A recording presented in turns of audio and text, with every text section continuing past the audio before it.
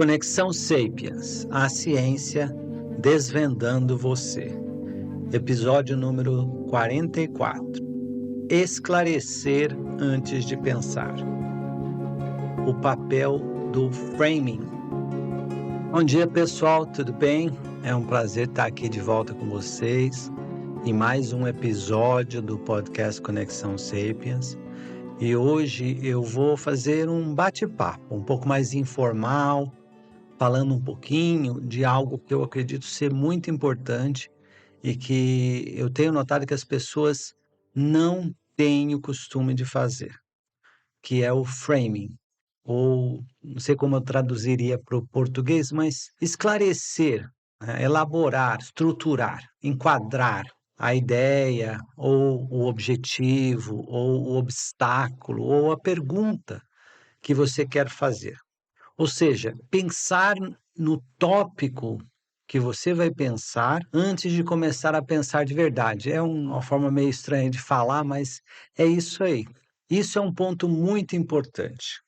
Quando você começa a pensar em um assunto e você estruturou mal o assunto que você vai dedicar o seu esforço cognitivo, você perde tempo, você perde energia. E eu vou falar um pouquinho do racional por trás de esclarecer ou o objetivo, ou a pergunta, ou o obstáculo que você quer enfrentar, ou a questão que você quer discutir e pensar. Como você esclarece isso antes de começar a pensar. E não é à toa que dizem, né, não sei se é verdade mesmo, mas dizem que Albert Einstein falou que se ele tivesse um problema grave para resolver, ele gastaria 55 minutos pensando sobre o problema e 5 minutos resolvendo o problema. Ou seja, ele enfatizou muito a importância do framing, estruturar muito bem o ponto que você vai pensar, que você vai dissecar analiticamente e gastar esforço cognitivo. Então, esse é um ponto que eu vou discutir hoje com vocês.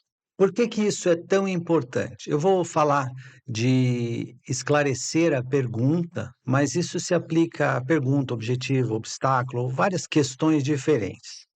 Quando você esclarece a pergunta que você quer resolver, você foca a sua energia cognitiva na área mais apropriada para aquele ponto.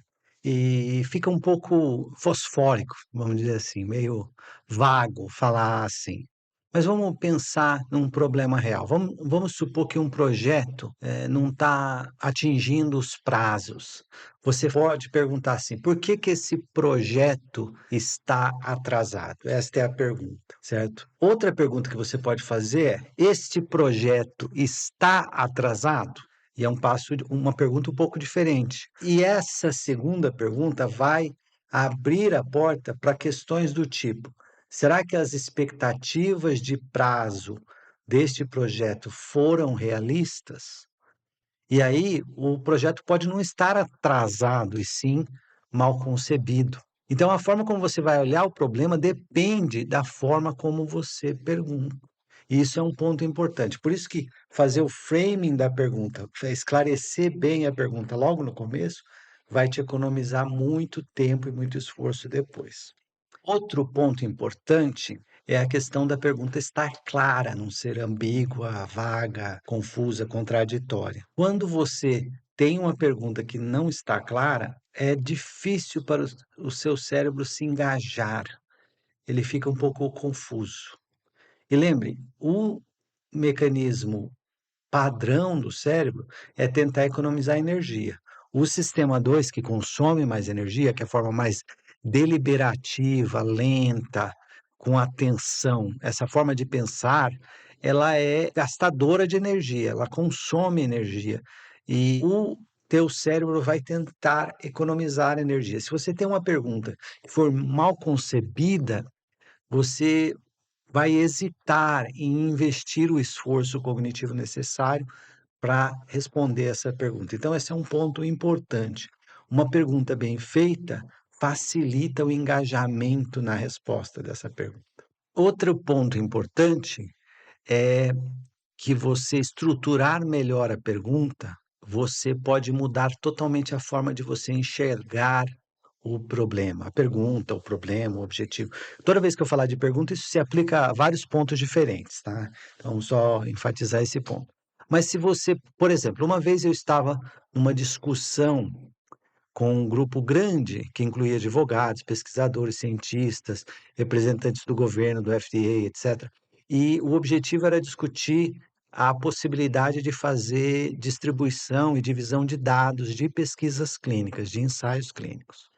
E na época não existia uma framework, uma estrutura para fazer essa divisão de dados. E um ponto que eu levantei na discussão é que vários advogados que estavam participando do debate falavam: a gente não tem um caminho legal para dividir esses dados. Então, eles colocavam muito esse ponto de você não ter um caminho legal para dividir os dados, para fazer o data sharing, para dividir os dados que foram feitos na pesquisa clínica. E aí a pergunta que eu levantei, que a gente questionou na época foi: tudo bem, não tem uma estrutura legal. Então, olhando pela lente do direito, você tem um obstáculo significativo. Eu entendo isso e eu respeito essa perspectiva.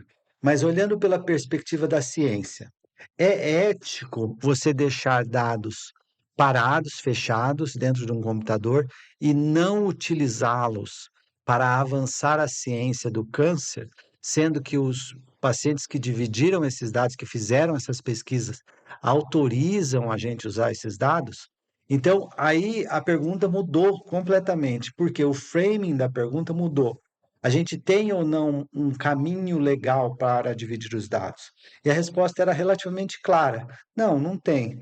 Mas quando você perguntou, é ético não utilizar esses dados para avançar a ciência do tratamento do câncer? E a questão, na minha opinião, foi: não, não é ético.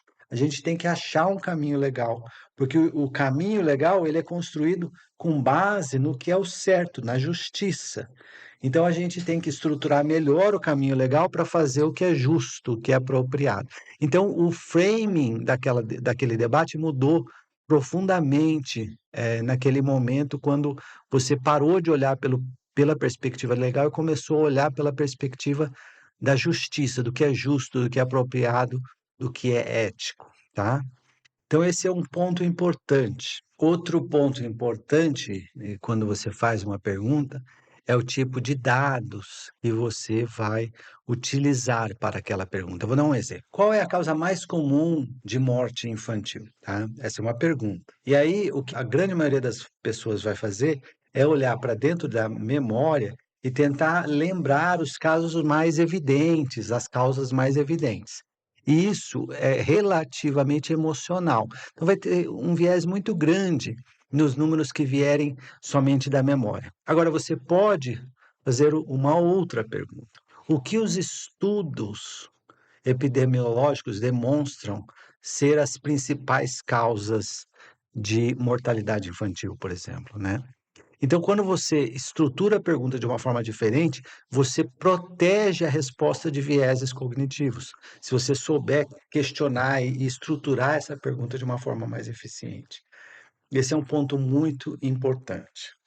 O framing também é importante no ponto de vista de objetivo, né? Durante esses quase 30 anos, mentorando jovens profissionais, pesquisadores e médicos e executivos, uma das coisas que eu observei é isso. A pergunta é: o que que eu faço agora? Então, a pergunta no, na carreira, no desenvolvimento profissional daquela pessoa que eu estou mentorando, frequentemente é: o que que eu faço agora? É uma pergunta de um elemento tático. O que eu quero saber é: qual é a ação que eu devo tomar neste meu momento de carreira? Essa é uma das perguntas mais comuns que eu recebia mentorando, que eu recebo ainda mentorando. A O que eu sempre faço é: vamos dar um passo atrás. E aí eu começo a fazer o framing da pergunta que essa pessoa está me fazendo. E eu faço um monte de perguntas para a pessoa repensar o que ela quer. E no final, muito frequentemente, a pergunta se torna: onde eu quero chegar? Se você não sabe para onde vai, qualquer caminho serve, né? E você ter claro na sua mente onde você quer chegar muda totalmente a resposta: o que eu faço agora? E essa pergunta é uma pergunta difícil de resolver do ponto de vista de carreira. Muitas pessoas olham a carreira de uma forma linear, elas querem subir uma escada na carreira. E a grande maioria das carreiras não é linear. Dá uma olhada na carreira do Steve Jobs. A carreira de muita gente não é linear. Ela é, às vezes, um passo de lado, às vezes, um passo para uma área totalmente diferente. Por exemplo, no meu caso, comecei a carreira fazendo transplante renal, fui para a imunologia, fiz pesquisa clínica em imunologia e vivi na academia em imunologia, atendendo pacientes de alergia e imunologia, e depois fui para a indústria me tornar executivo. E ainda assim, fiquei executivo de uma startup também por um tempo. Então você vê que é uma carreira bem diferente, muito diferente do tradicional, do linear. Então, formular essa pergunta, onde eu quero chegar, permite você definir com mais clareza o que eu tenho que fazer agora. Então, estruturar, fazer o framing da pergunta que você vai fazer muda totalmente a resposta.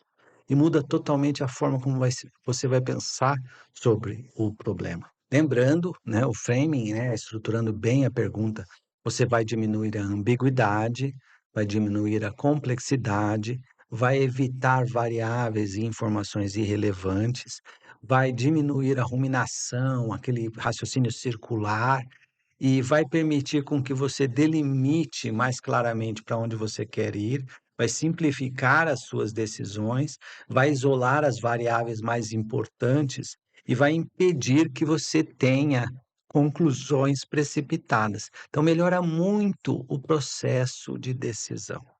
Tá? Então, por exemplo, uma das coisas que, na hora que eu pensei na educação dos meus filhos, eu pensei que o mais importante era eu definir os objetivos a longo prazo, né, senão eu iria ficar muito perdido com as atitudes do dia a dia. Eu queria saber quais são os objetivos a longo prazo na educação dos meus 2 filhos. E eu pensei bastante nisso por meses, e estudei, fui atrás da ciência, etcétera. E eu consegui fazer um framing muito claro, e o foco primordial da educação dos meus filhos era pensamento crítico e habilidade social.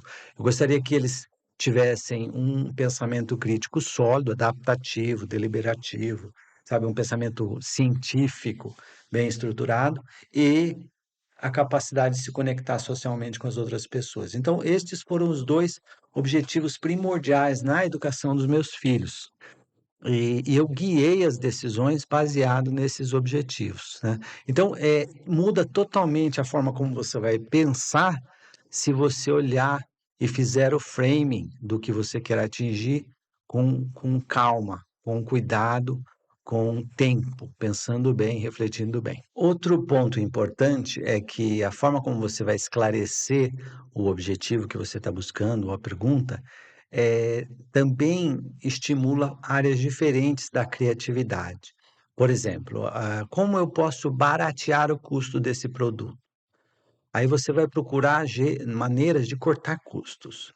A outra pergunta poderia ser: como eu faço esse produto trazer mais valor para o cliente, mantendo custos, mas aumentando o valor? Ou seja, você vai aumentar o custo-benefício do produto para o cliente. Então, isso muda totalmente a forma como você olha a criatividade, a ideação que você vai fazer para tentar solucionar essa pergunta. Então, essa forma de você olhar como você vai esclarecer o objetivo, a pergunta, o desafio que você tem, para depois começar a fazer ideação e fazer brainstorming para buscar soluções, vai depender muito dessa fase inicial de esclarecimento. E lembrando, né, no design thinking, né, você tem uma fase de esclarecimento, né, de framing, tem uma fase de ideação, de ideation, né, uma fase de development, você pega as ideias que você teve na segunda fase e desenvolve um plano, um project management, né, um plano, um projeto de administração, né, para implementar aquelas ideias, as melhores, as mais viáveis, e no final você faz a implementação. Então, esclarecer, ideação, desenvolvimento do projeto, implementação. Então são 4 fases do design thinking. Tem várias formas de design thinking e você pode é um termo, assim, utilizado de várias formas diferentes, mas essa é uma das formas que é utilizado na maneira como você desenha inovação e esclarecer o que você quer inovar, a solução que você quer criar, é o primeiro passo e é um passo fundamental para você não perder tempo no processo de inovação. Outro ponto importante, né, na forma como você faz o framing, você observa o risco de uma forma diferente, né? Isso, teve muita pesquisa do professor Daniel Kahneman e Amos Tversky, ah, a respeito de framing e risco e na avaliação de risco, e como muda o processo, né. Lembrando que o nosso cérebro evoluiu para pensar num mundo muito mais simples, muito menor e de uma escala muito menor do que o mundo que a gente vive hoje. Então a gente tem um viés e por causa desse design cognitivo que a gente tem, isso foi bem delineado pelas pesquisas do professor Kahneman. Então, o framing influencia a forma como você vai avaliar risco. Por isso é bom olhar o framing com calma. Você olhar bem a forma como você está esclarecendo o ponto que você quer enfrentar. Refletir e talvez até pensar de várias formas diferentes o que você está tentando atingir, para você olhar se muda cognitivamente a forma como você olha o problema, tá?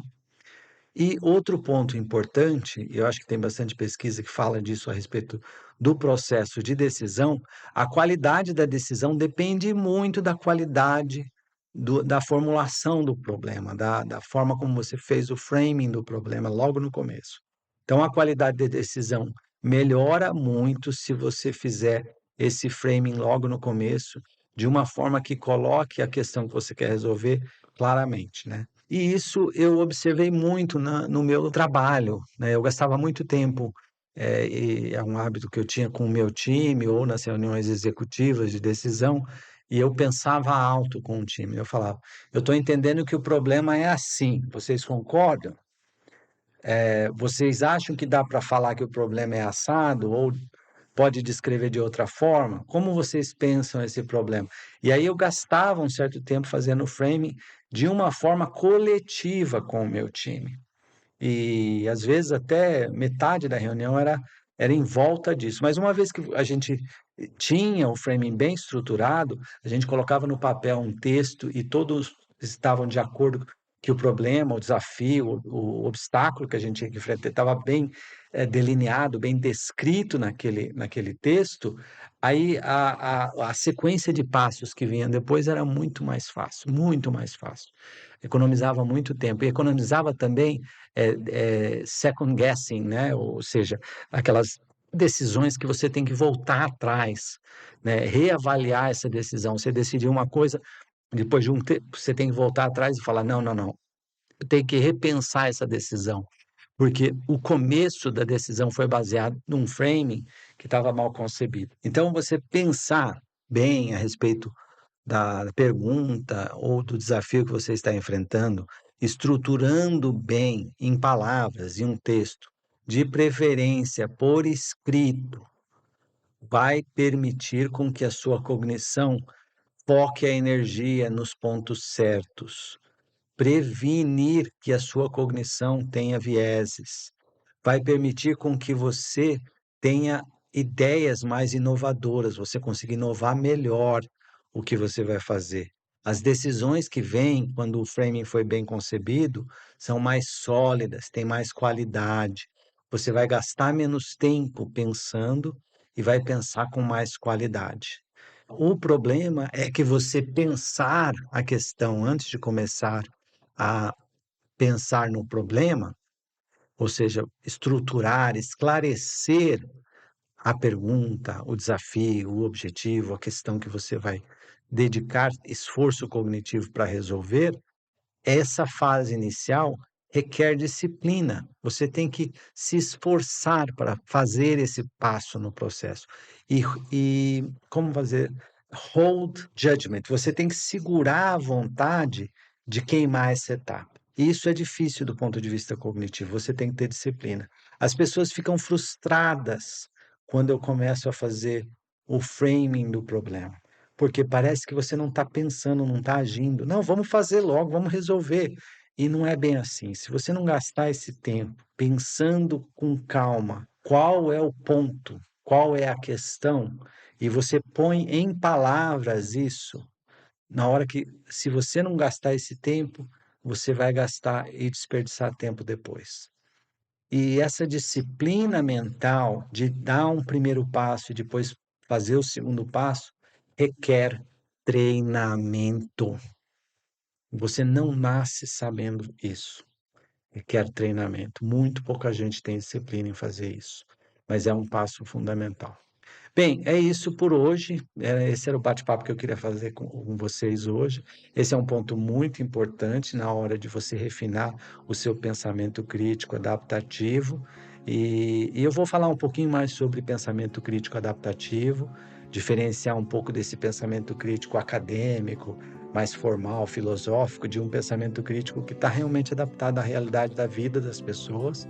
E então vou falar um pouco mais disso. E vou falar também das habilidades necessárias para você treinar para se tornar um pensador crítico bem adaptado e que consegue navegar a complexidade dessa vida. Tá bom? Um abração. Muito obrigado.